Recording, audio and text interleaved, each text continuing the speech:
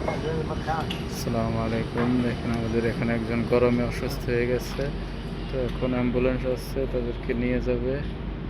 তো এই অবস্থা, আসলে প্রচুর গরমের কারণে মানুষ অসুস্থ হয়ে যাইতেছে। যারা প্রবাসে থাকেন তারা বেশি বেশি পানি খাবেন, পানি খাওয়া তো লেবু দিয়ে পানি খাবেন।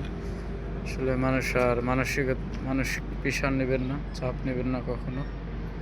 দেখেন আসলে যার যা সেই বোঝে কত কষ্ট হচ্ছে।